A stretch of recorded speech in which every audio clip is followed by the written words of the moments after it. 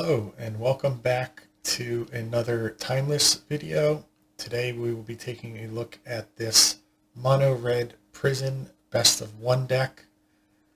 Starting from the left, we have our prison lock pieces being 2 moon effects, 4 blood moon and 4 Magus of the moon, both of which will turn all of the non-basic lands into mountains.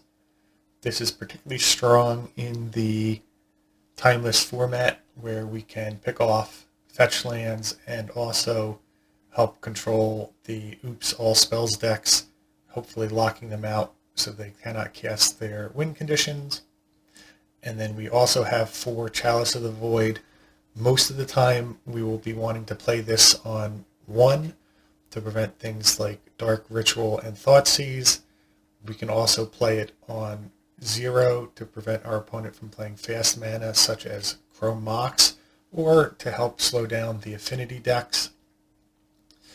Then in the next column we have some of our removal spells, Broadside Bombardiers, allowing us to sacrifice another creature or artifact to deal 2 damage plus the sacrifice permanent's mana value to any target, allowing us to remove creatures from the battlefield or to deal direct damage to our opponent to help end the game faster. Our Pyrogoyf has a power equal to the number of card types in all graveyards and a toughness equal to that +1. And so this can also be used as a removal spell to get rid of creatures and also to dome our opponent in the face. And then Fury is a pitch cast spell, and it will do 4 damage divided among any number of creatures or planeswalkers, which can help clear out tokens in the affinity deck or to help control the board against the energy decks. The Fury can also be pitch cast and then sacrificed to the broadside before the evoke trigger resolves, and that will allow us to do 7 damage. Then the next column are spots that are considered flex slots for the most part, although Fable of the Mirror Breaker is pretty critical to the late game if needed. So we have 1 copy of Roiling Vortex, again pretty strong against the affinity decks, dealing 5 damage anytime they cast a 0-drop artifact. So this could prevent them from going off, especially if we get it down before their first turn. It's also helpful against the Show and Tell decks, which are going to try and use Omniscience to cheat in a bunch of powerful cards or cantrip effects. 2 copies of Unlicensed Hearse to try and control some of the Reanimator strategies, and potentially Oops All Spells as well, if we're able to pick off the cards that are going to shuffle back into their library. Fable of the Mirror Breaker, just an all-around powerful card, gives us some card selection on its second stage, and then once it transforms into Reflection of Kiki-Jiki, it can be used to copy our Broadside, Pyrogoyf, and Fury to continually deal additional damage. And then I also included 3 copies of Devourer of Destiny, just for a bit better card selection. This deck really wants to have a lock piece on the board on turn 1, preferably, but turn 2 at the latest. So being able to fix our hand to either dig for a lock piece or dig for some fast mana, I find is very beneficial. And then on to the mana base, we have 2 basic mountain, 4 Ancient Tomb for fast mana, as well as 4 Chrome Mox for fast mana, 4 copies of Strip Mine to try and slow down some of our opponents until we can get these lock pieces in, and then there are 12 Bolt lands here as well. These Bolt lands can also be pitched to Chrome Rocks, which is why we're playing things like Pinnacle Monk and Shattered Skull Smashing, as opposed to additional copies of Mountains or some additional utility lands. Most of the time these will be played as land cards, but occasionally Sundering Eruption or Shattered Skull Smashing will be used on their front side. So that's the deck tech. Let's go ahead and jump into the games and see how this deck does.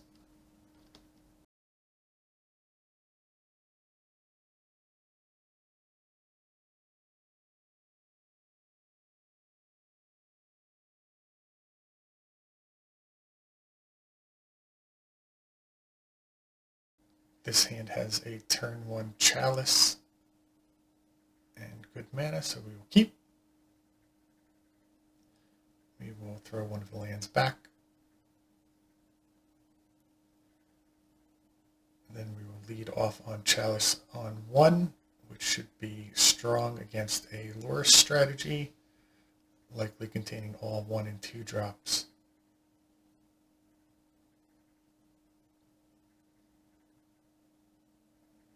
And we'll also play out Chalice on 2 to prevent any mocks from our opponent. We could hold it to try and play it on 2, which will likely lock our opponent out of the game. However, without more land in our hand, it might get stuck. And of course, we're punished drawing Ancient Tomb off the top. So we'll play that and pass back to our opponent. They fetch, most likely a Surveil land.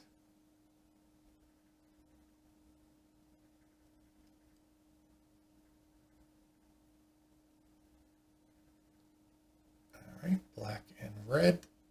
They surveil a Static Prison, so this is likely the energy deck. And then a second surveil land from our opponent, surveilling another 1-drop into the graveyard. And what a top deck. Chalice of the Void on 2 should essentially lock our opponent out of the game. Now we just have to answer this Loris, and lucky for us, we have a Fury in hand, so once they finally cast it, we should be able to take it out.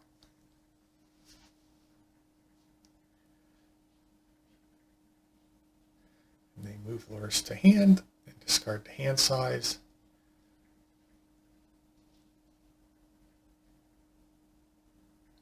And now they cast it. And I think we're just going to pitch cast Fury right now. No need to wait until we have another mana. We will win the game eventually since they are locked out.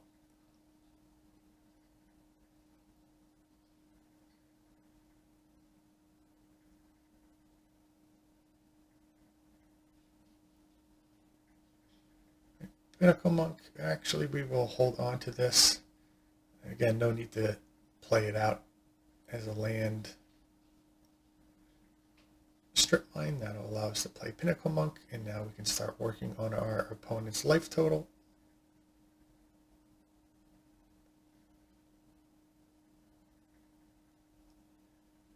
We can also cast Fury after our attack.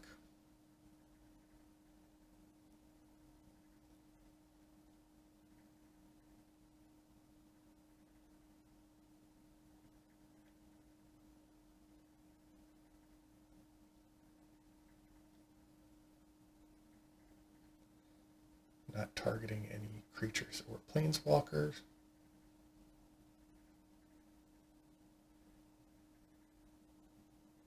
So it's only a matter of time here before our opponent concedes, realizing that they don't have any outs to our lock pieces. In the meantime, we shall keep attacking.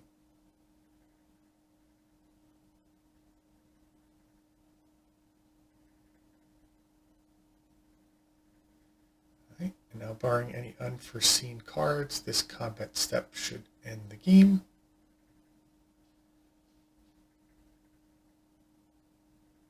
And that does it. Good game.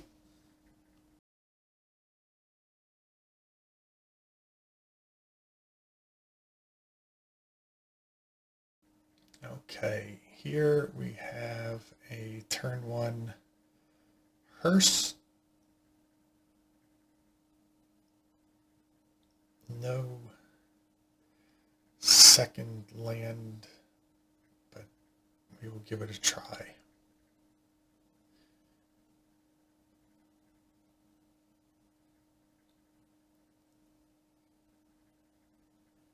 We'll pitch the Pyroglyph since it is the furthest away from being cast, and Strip Mine into Hearse.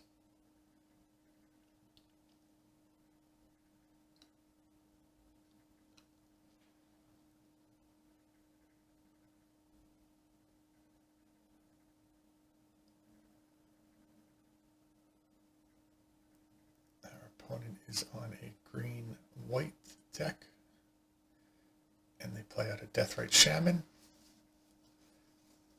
So her should keep that under control.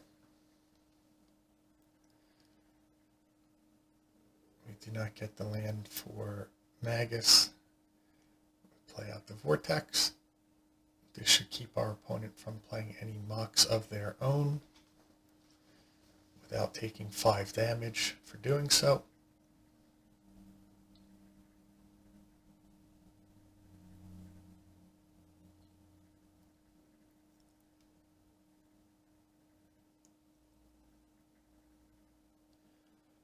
Now we see some red mana from our opponent into Ocelot Pride and a Static Prison. And it looks like they're going after our red mana. So a red land off the top will allow us to use Roiling Vortex to prevent our opponent from gaining life, which should also keep Ocelot Pride under control until we're able to get our 3 drops deployed.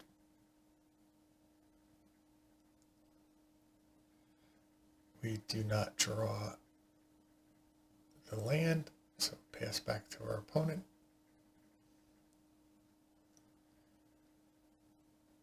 As long as we draw a land in the next turn or so, we should be okay.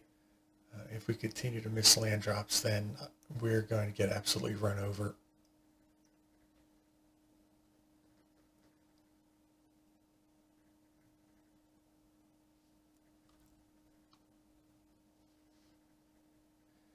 And a strip mine from our opponent will do it here. We'll throw in the towel.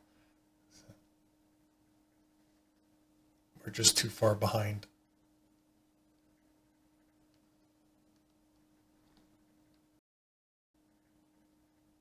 Okay, here we have a turn 1 Chalice into turn 2 Blood Moon. This will be a keep.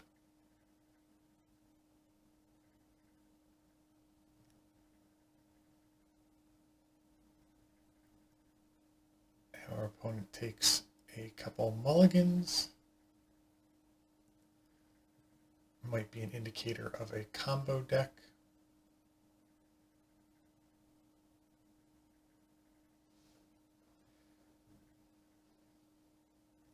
And they've kept 4 cards. And this looks like it could be Oops All Spells. So let's see what our opponent goes for here. They go for the Chalice. And the second Chromox off the top will allow us to Blood Moon or Sundering Eruption, which from our opponent's deep mulligan will most likely end the game.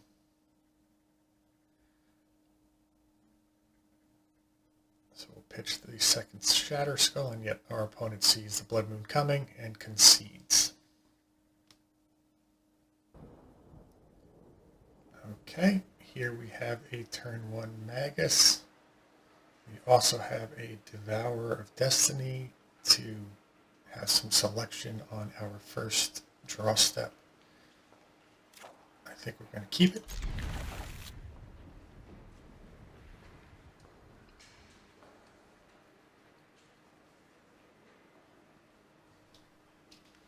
Some mulligans from our opponent.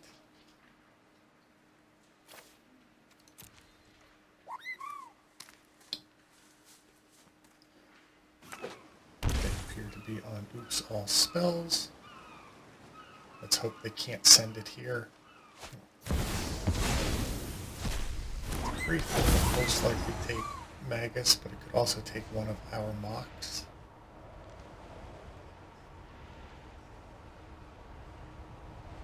Sundering Eruption will likely act as a land destruction card as well in this matchup because our opponent is unlikely to be playing basic lands.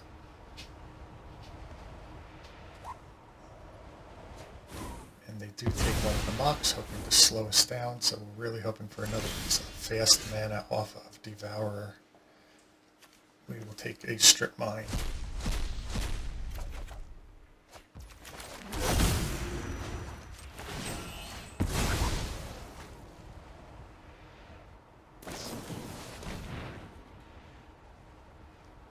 are going to entune a spy. Here we will play out our Chrome Mox to protect it from discard. That means the last card in our opponent's hand is likely a Reanimate, and this Chalice is a great top deck. We will turn that off.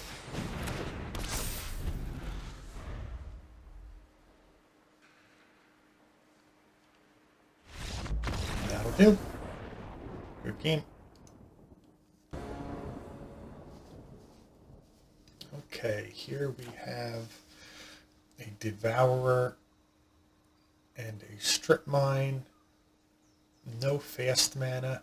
Our opponent is going first, which will give us some selection on our first draw step. We will give it a try. I don't think this is a particularly strong hand, but I also don't know that a mulligan will improve.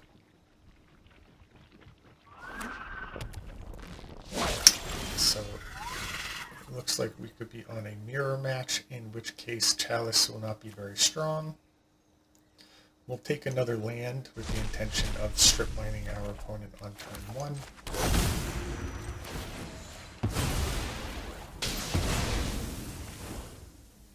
And then we'll pass back to them.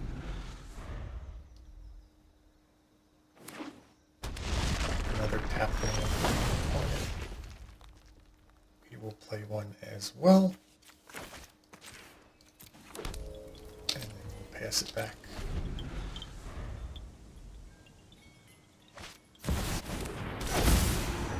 To use Chrome Mox, imprinting Goblin Rabble Master. Third land, Blood Moon. That is not effective against us. It will actually help us out, allowing us to play Shatter Scope without taking damage. And then we will imprint our Magus under our Chrome Mox and pass it back. The reason that we played Chrome Mox out here is because if our opponent is playing Chalice of the Void, then we're in a bit of trouble. Here we use our Goyf to remove the Goblin token and pass it back to our opponent. We have a lot of removal here, so this Fable is not as backbreaking as it could be. Play another Mox. The Chalice of the Void. And then they pass it back to us. Here we will play out the other Goyf, which will trigger the first one. 4 damage to the opponent. Hit in for 2. And pass it back to this will transform Fable. And if they play out another 2 toughness creature, we can catch them both. They do not. But we have no problems with Fury and Reflection, and this might cause our opponent to concede, and it does. Good game. Okay, here we have a turn 2 Blood Moon, Magus, or Broadside. We do not have any interaction for what our opponent is doing. We will give it a try and hope that our opponent is on a multicolored deck and that we can catch them off guard.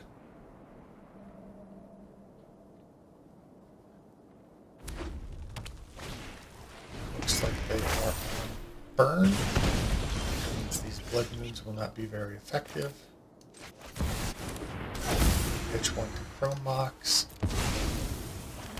And then we will bolt ourselves to get this Chalice down on 1.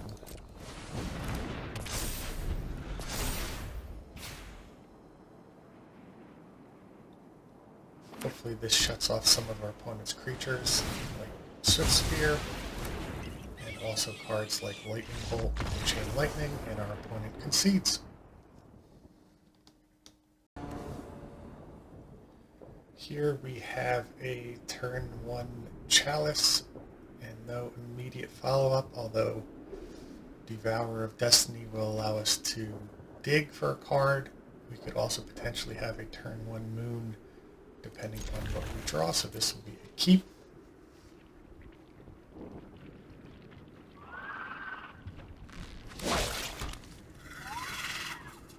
Thespian Stage from our opponent, and then Pithing Needle will most likely be on Strip Mine.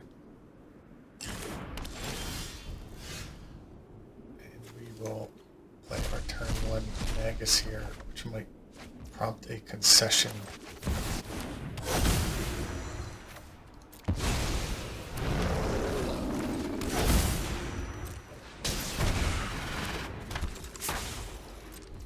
This will depend how many basic lands our opponent has in their deck.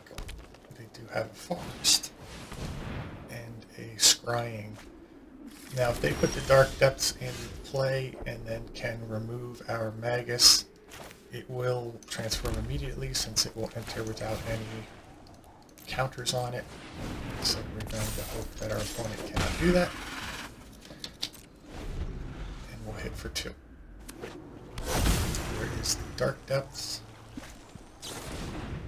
And let's see what they get with Once Upon a Time. A Hex Mage. So we can remove Hex Mage with Fury or Shatter Skull Smashing. So we're not too concerned with that at the moment. They can use it to strip counters off of our Chalice.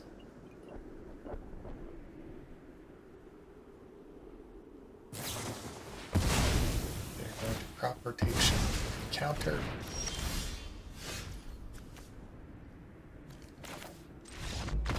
Which causes a Shame Concede. I think we had this one either way. Good game.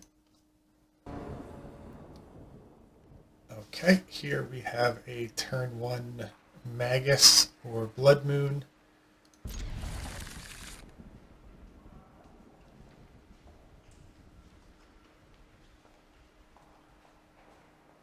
I think I'm going to pitch the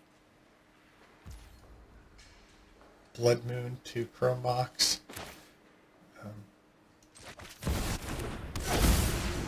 Only because if Magus is not effective, then we can follow it up with turn 2 Pyrogoyf.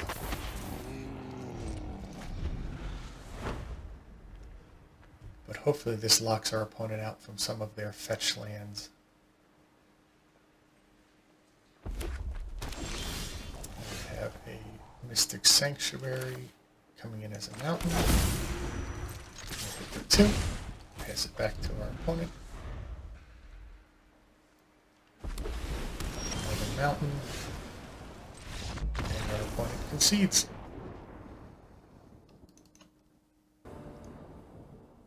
Okay, here we have a turn 2 moon effect. And we also have some creature removal. We will give this a try.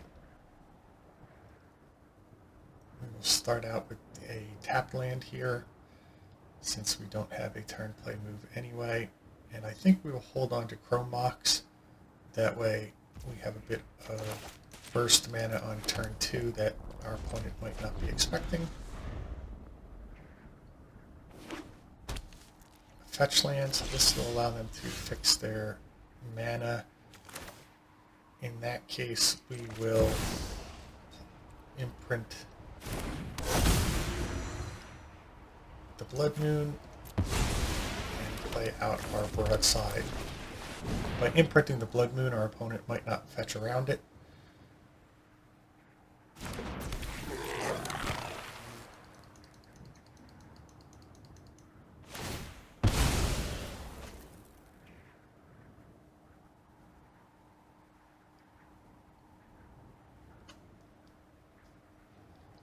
If they kill this broadside, that'll also increase the size of our Goyf.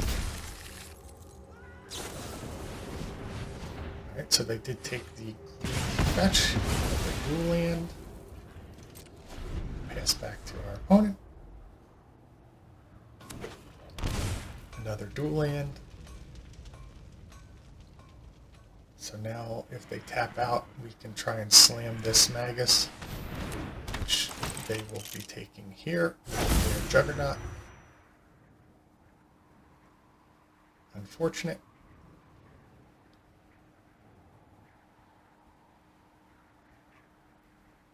Oh, I think that was a mistake, unless they have a bolt in hand. So let's go ahead and use our strip mine. We will take out their white mana and play Magus.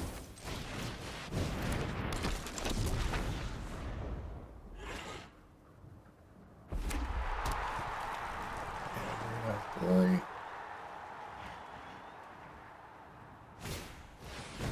Into Raptor, which hits a Bowmaster. So we would like to draw a red card here so that we can clear out Juggernaut and Amp Raptor, which will allow us to start attacking Magus. Do not draw one.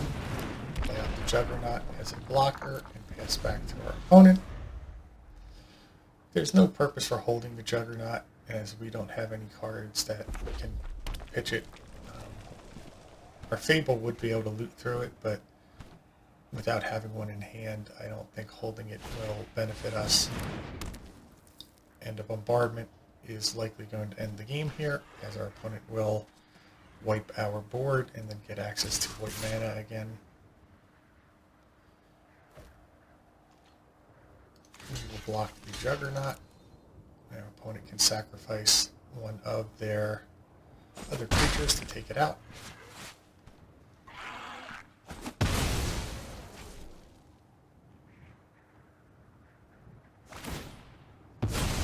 They also have 2 creatures left over to take out Magus anytime that they want. And of course there is the Fable that we were talking about. So let's go ahead and attack in with Magus, see if our opponent wants to block.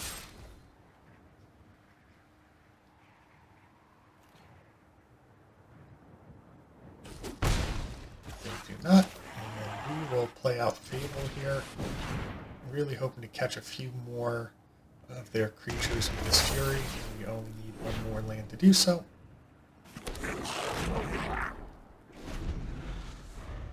Our opponent does not take out Magus immediately, so they might not have any white cards in hand that they want to play out at the moment. No blocks. The Shaman token will give us our 5th land if needed. We can sacrifice, attack it into a creature.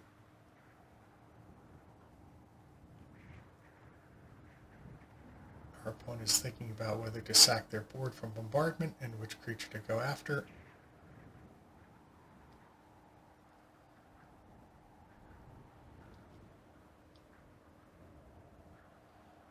Note, we also have a strip mine in play that will be able to take out our opponent's white mana as soon as they fetch it.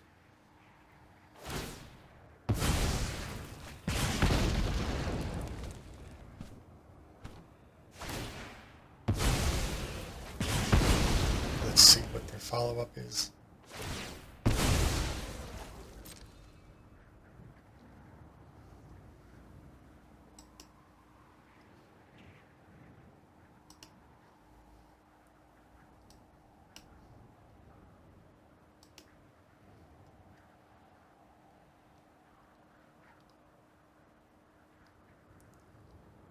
A Johnny would probably be the card we'd least like to see here.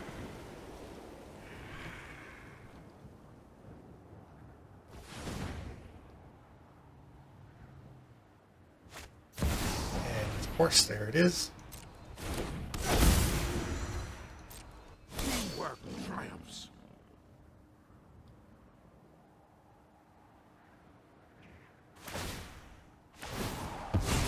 This will transform Johnny, and the cat token will take out our goblin.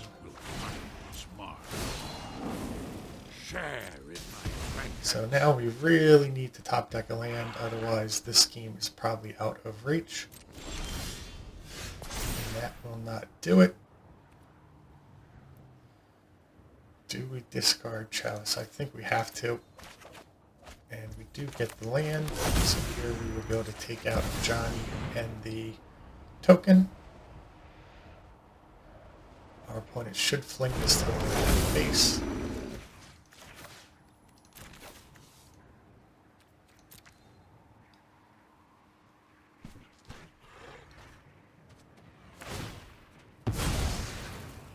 Do. This plot goes deeper than I imagined. Next turn, we do have the option of double strip mine. So if our opponent does not have a good board presence, we could potentially lock them out. And we do have the backside of Fable coming, which combined with Fury can help keep the board clean. Assuming Fury and Fable survive. There is a Guide of Souls. They need a follow-up creature here. They do not have it. So we will first strip mine and see if our opponent is going to flash in a Bowmaster.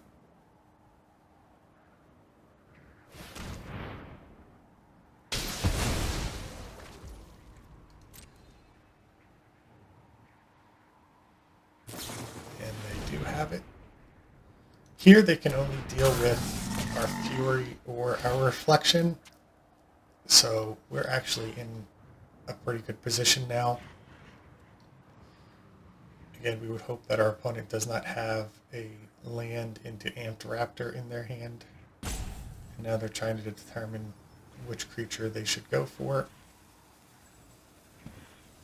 knowing that they can only take out one of them with their creatures on board.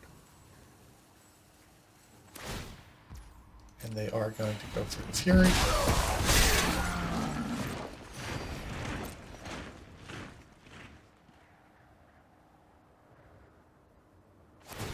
And they will do that right now.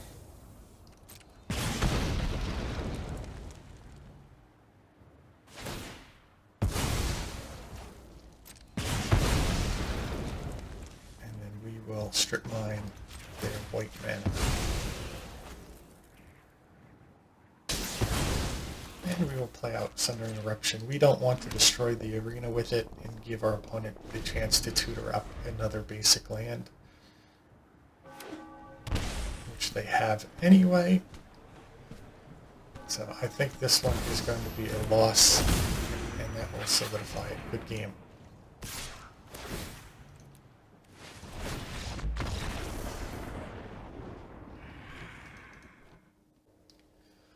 Okay, so we had a pretty strong showing this league, only dropping a few games. After playing the deck, I would look again at some of these flex spots and what the current meta is and trying to adjust them to better suit the decks that we're coming up against. Chalice of the Void was excellent, locked out our opponents in quite a few games. Same thing with the two moon effects. As you can see from the gameplay, it is important to get these lock pieces down before your opponent can establish themselves too much. Playing a moon effect when your opponent has a fetch land open, will allow them to just fetch the color that they need, and they'll be able to keep playing the game. So getting those down early before our opponent has that type of selection is crucial. And if you've played the Timeless format before, you know, especially in Best of One, the games can be very quick and oftentimes end essentially on turn 1 or 2. So having the ability to cheat these cards out faster using our Ancient Tomb and Chrome Mox was very important. Potentially want to put in the Eldrazi land as well, with some additional 7 drops to try and get some of these 3 drops out a turn sooner for consistency. So we might take a look at that in another version of this deck. But overall, I was very satisfied with how the games went. And I want to thank you for watching, and like and subscribe for more content.